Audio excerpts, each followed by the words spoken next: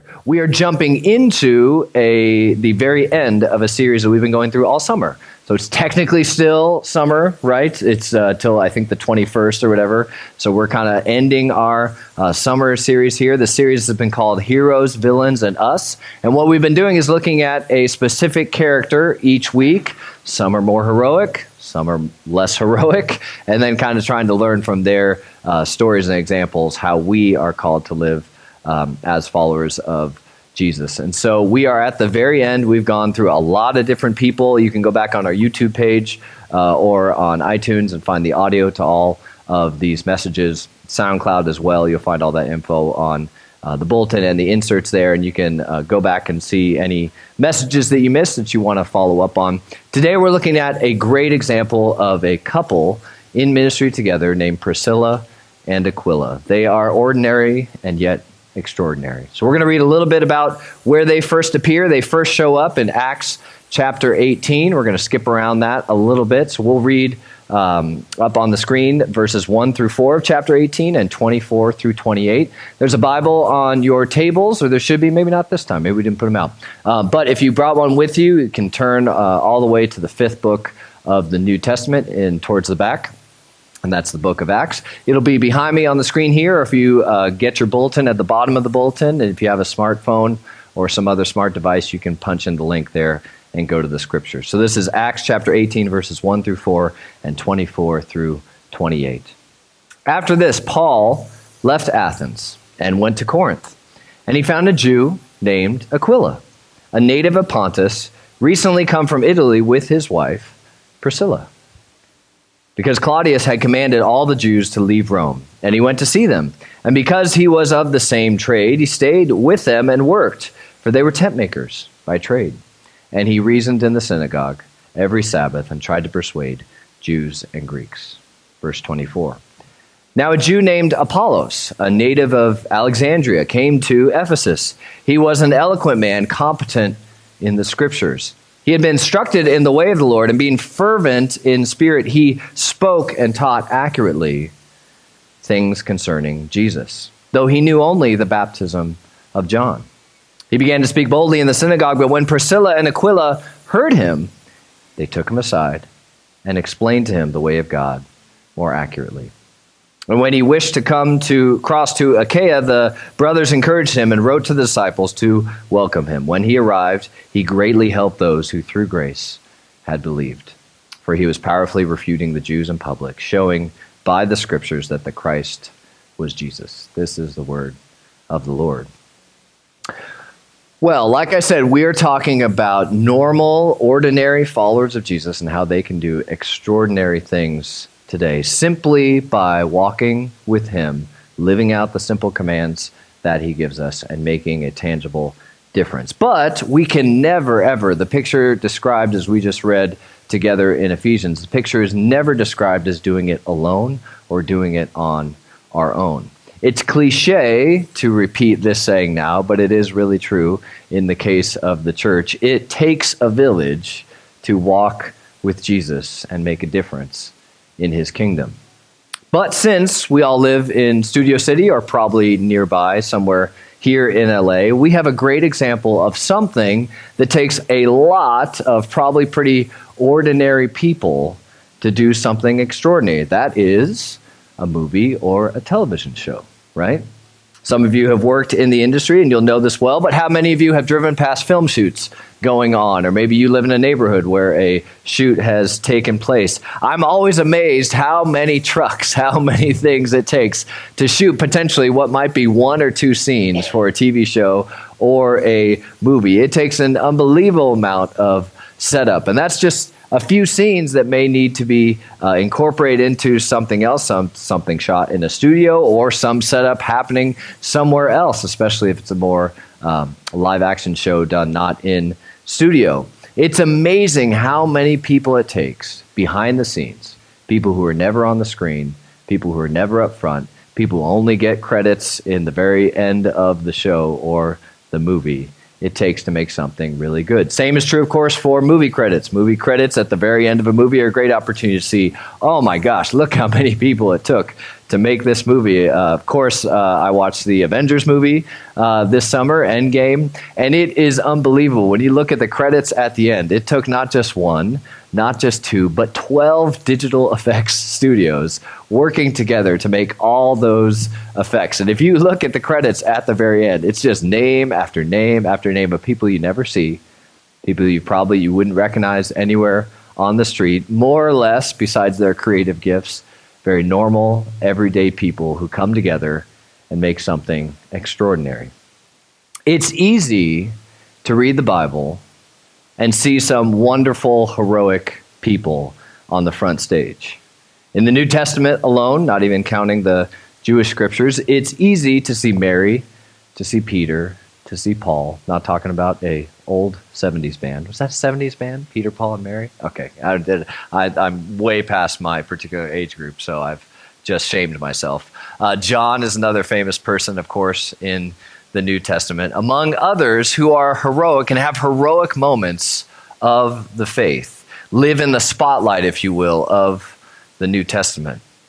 And as much as in LA we like big stars, we like people who we can follow and find out what's happening and see them on the big screen, most of us are very normal. Most of us are very ordinary. We may sometimes be overlooked by others who are looking for the more flashy. So how can we make a difference in God's kingdom? Is there a place for us as ordinary followers of Jesus? In Priscilla and Aquila, I argue we do have a wonderful model. People showing us we do have a place for just us who are ordinary and normal.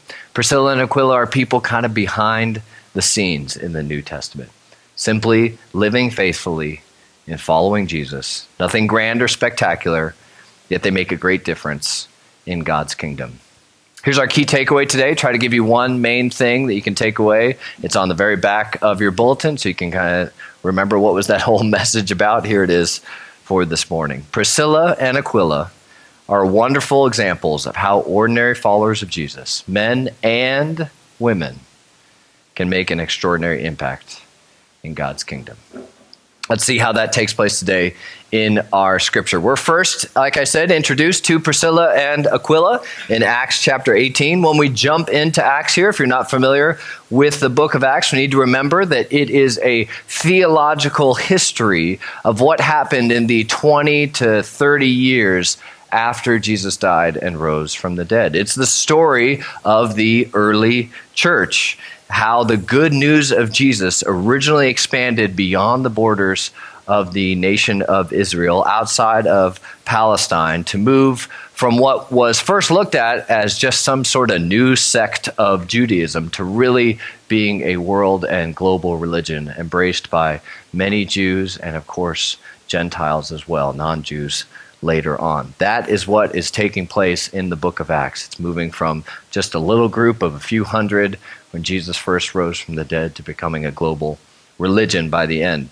At this point, we jump into Paul has already moved from being an enemy of Christianity. If you're familiar with Paul's story, used to be Saul, used to be persecuting Christians and throwing them in jail. Jesus shows up with him in a very bold way, knocks him off his horse and shows him, I'm actually the truth. Paul changes. He moves from Saul, becomes Paul, and he becomes the greatest evangelist in Christian history, the greatest church planter in Christian history, and writer of the majority of the books of the New Testament. After meeting Jesus face to face, of course, he does 3 major missionary journeys in the book of Acts. We are coming into his second journey here today. We'll get a map in a bit so you can see some of the areas that he was at. His main practice is going from major city to major city, telling people about Jesus, usually first going into Jewish synagogues because he was a Jew, a trained Jew from many backgrounds, and would share the gospel in there, and then he would move beyond that to non-Jews. And once there were enough people that believed, he would then appoint leaders, plant the church, and go leave and go to the next place that had never heard about Jesus. At this point in the scripture, he's just left Athens, a very famous encounter that Paul has in Athens. And Luke, the author of Acts, tells us he's moved on to a city called Corinth, where he will eventually start a church, write several inspired letters, two of which we have in the New Testament. We know them as 1st and 2nd Corinthians.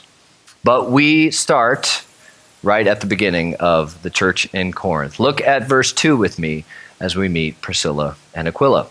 Paul arrives in Corinth. We're told he meets a Jew named Aquila. Now, that name to our ears, and even if you speak Spanish, for instance, and it has an A at the end, you think that's a feminine name, right? No, this is actually a man. This is a masculine name for that time.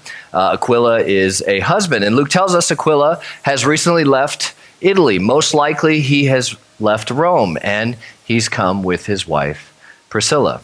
Luke gives us historical details here that are actually very important as well. The reason they had to leave Rome is because Emperor Claudius had evicted by command all the Jews in the city of Rome. This is a very important historical event because it actually helps us corroborate the date and what time period this was in, because this is historians would know when this actually happened. It took place in 49 AD, so it gives us a very good idea of what time this was that Paul's missionary journey was going on. The imperial edict banning Jews from Rome is recorded by historian Suetonius. I have no idea if I pronounced his name correctly, and this is what he said about that event. Since the Jews constantly made disturbances at the instigation of Chrestus, he expelled them from Rome. Chrestus sounds a whole lot like Christos, which is Christ in Greek. So some scholars think this disturbance among the Jews in Rome actually potentially came because some of the Jews that embraced Jesus as Messiah began to preach that he was the Christ, the one God promised to his people all along, and that caused quite a ruckus potentially in the Jewish community. And at some point, Claudius says, "Get out of here, you're causing a disturbance." On the other hand, Chrestus turns out to be a very common name in Rome at that time. So it could have just been some Jewish insurrectionists causing lots of problems. We don't exactly know. But for whatever it meant, Claudius made all the Jews leave from Rome around this time in 49 AD. Either way, look at what happens with Priscilla and Aquila. They begin to do the work that they already knew how to do, probably in Rome, in order to support themselves. They are now in Corinth, and it turns out they are tent makers. The word in Greek that Luke uses for tent makers could mean anything from a leather worker supplying clothes for potentially the Roman army. That would have been the largest group buying clothing at that time. Could have been other clothing, or it could mean they were actually making tents themselves. We don't actually know. Paul, coincidentally, did the same thing to support his ministry at times. The word choice Luke uses when he's describing what Paul did, when he says he went to see them, gives the impression that Paul was actually actively looking for them. Perhaps he had heard of believers who had been expelled from Rome, who were great people, faithfully walking with Jesus.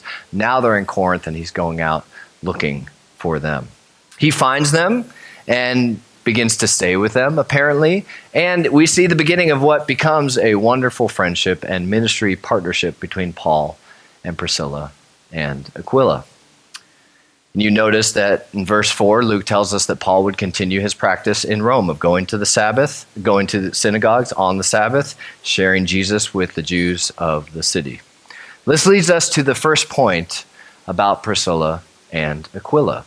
They faithfully follow Jesus through the unique ups and downs of their lives.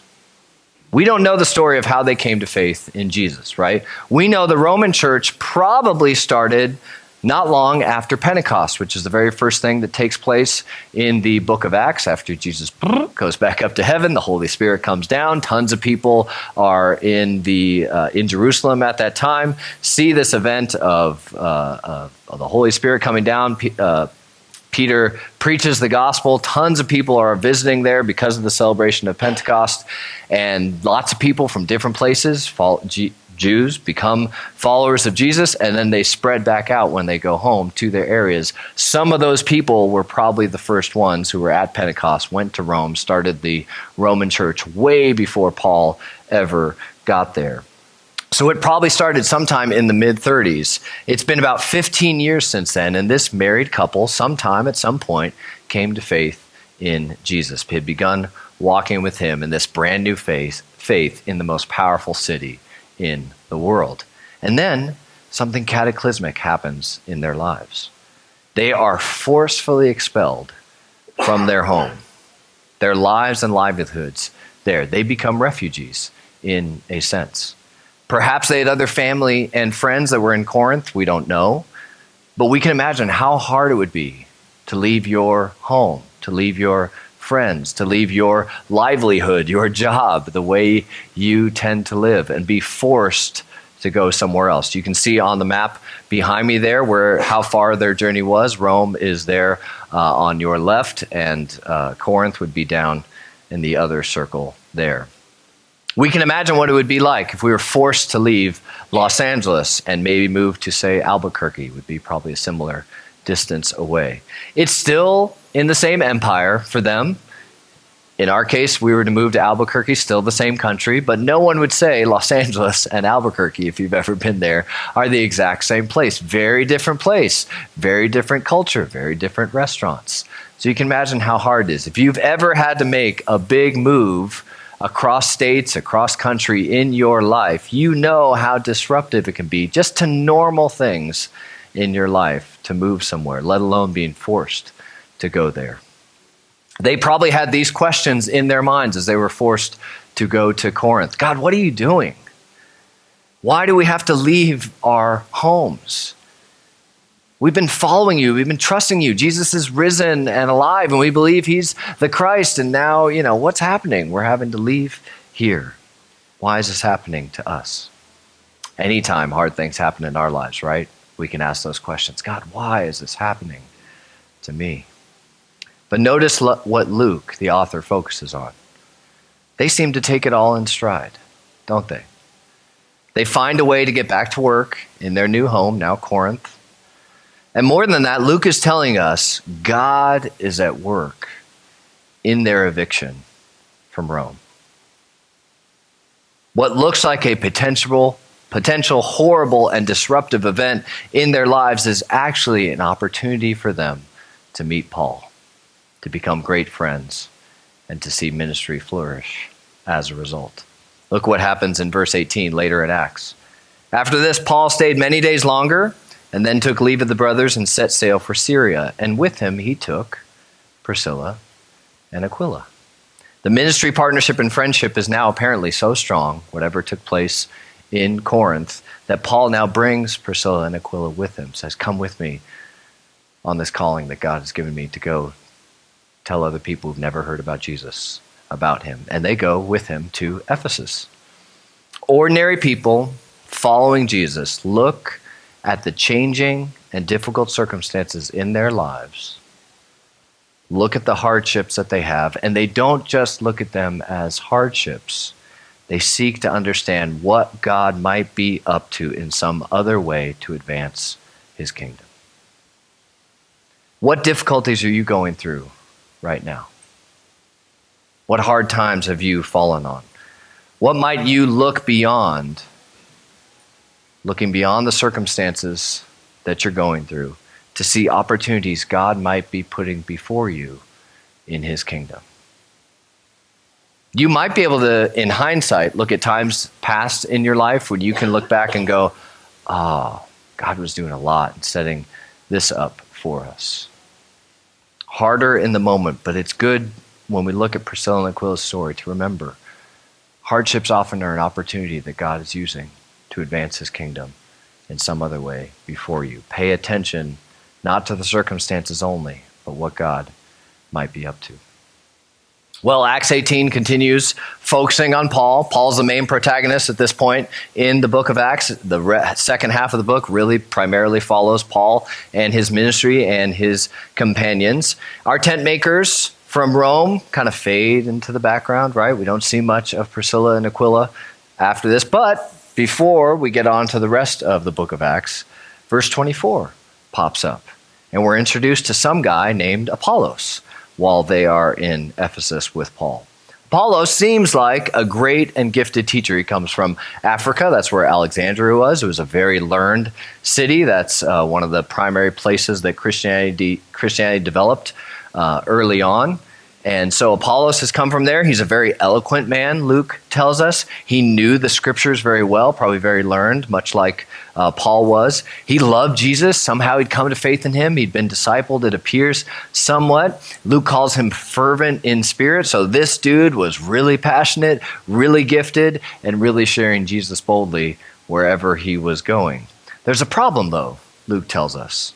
Like all of us, Apollos is deficient in some important areas of gospel understanding, of doctrine, we could call it. Just means teaching, right? Somehow, he's only gotten word of John the Baptist's way he baptized people. John, if you remember, if you're familiar with John the Baptist in the beginning of the gospel stories, baptized people as a sign for them to get ready for God to work, as a sign for them to repent of themselves and say, we're ready to see God show up. John said he was preparing the way for the Lord.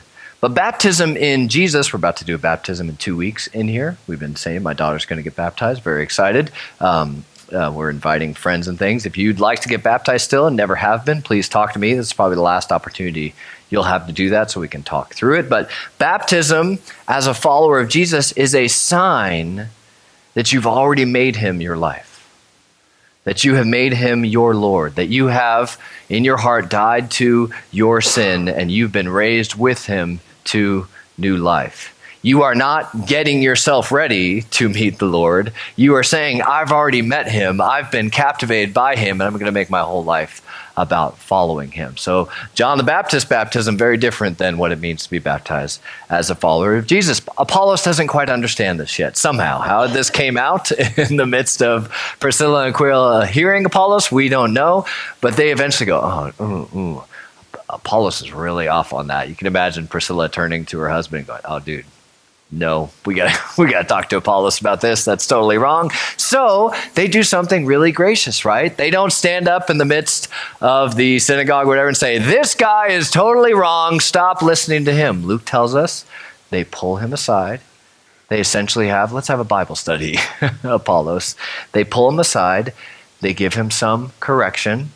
They help him disciple him in a sense, a little more.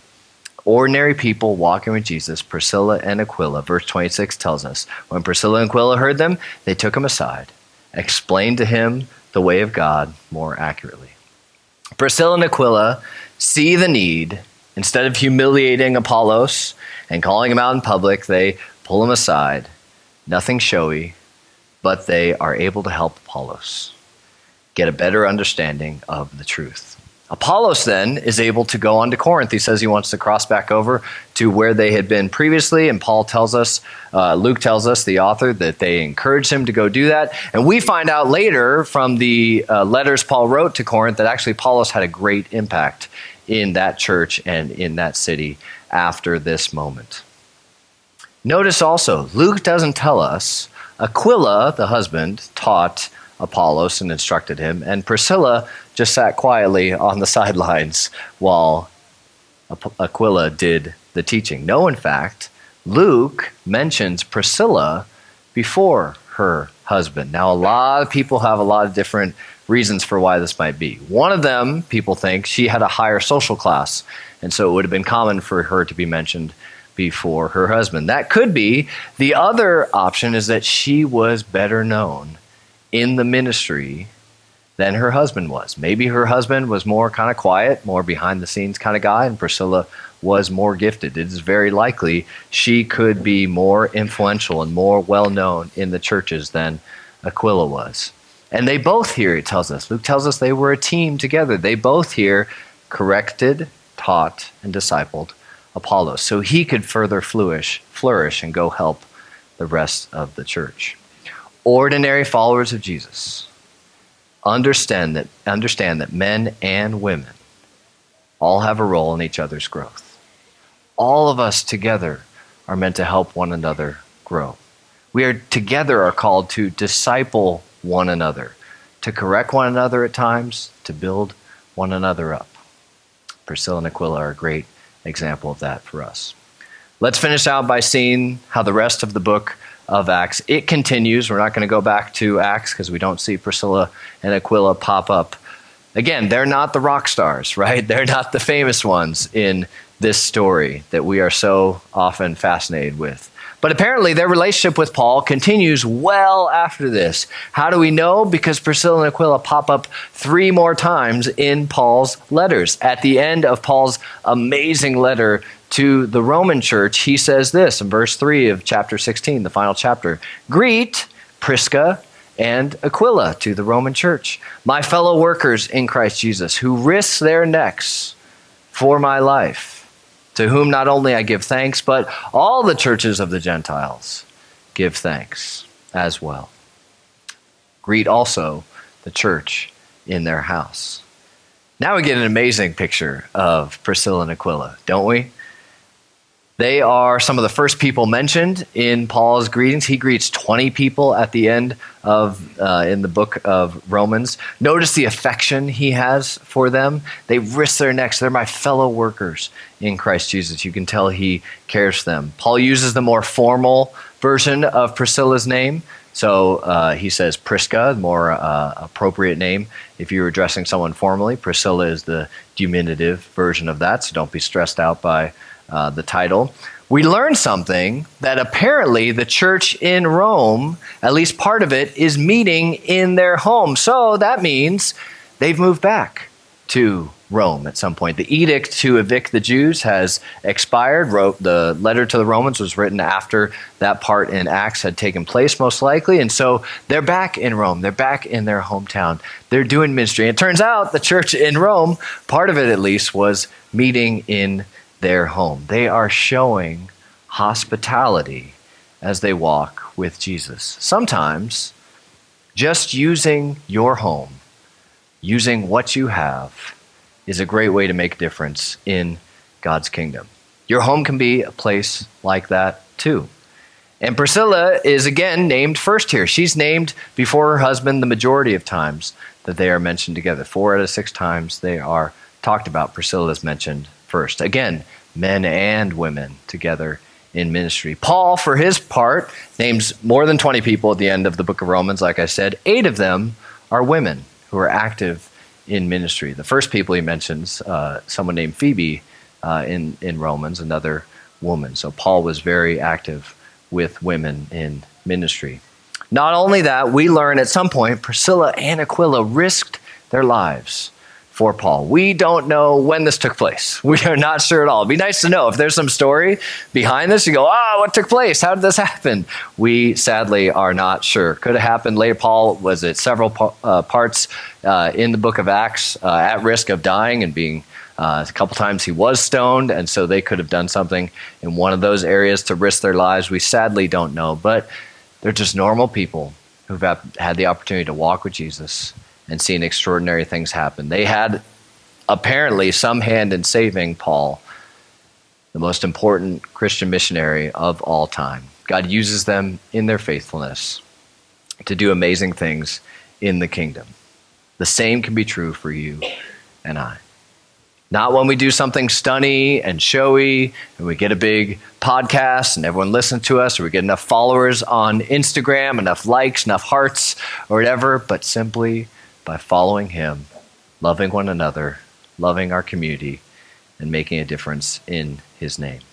Paul mentions Priscilla and Aquila 2 more times after the book of Romans in 1 Corinthians, where we learn again they had a church meeting in their home there while they were in Corinth. And Paul's final letter before his death in 2 Timothy, he again tells his young protege Timothy, make sure you say hi to my dear friends, Priscilla and Aquila. We've looked at a ton of people in this whole character series, if you've been with us from the beginning of it. Some of them are heroes, some of them are villains. Priscilla and Aquila are a great couple for us to finish on.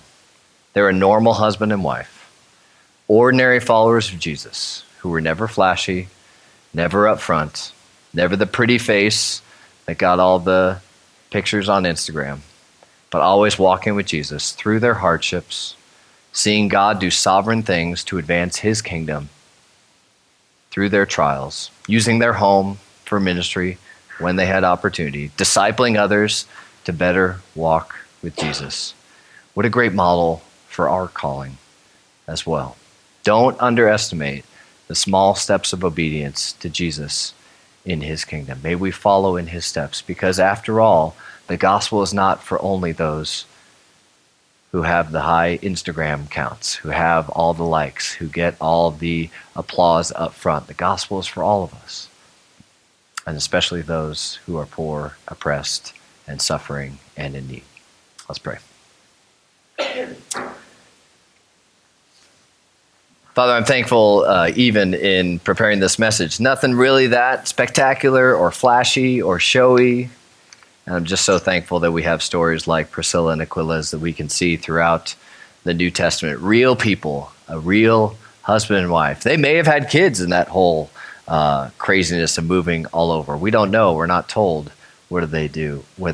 But they were a wonderful couple who walked with you through the difficulties, through being evicted from their homes. Use the gifts, use their talents, use their home to make a difference. God, teach us.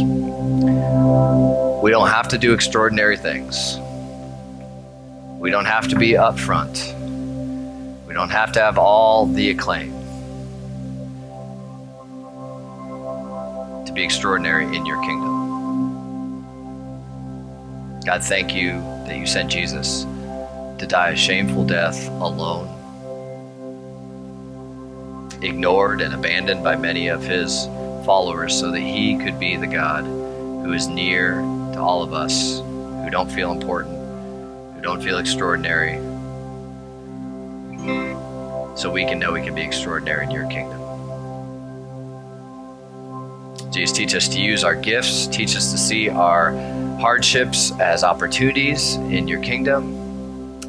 Teach us to use our homes, our lives, just what we have.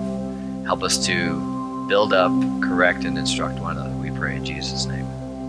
Amen.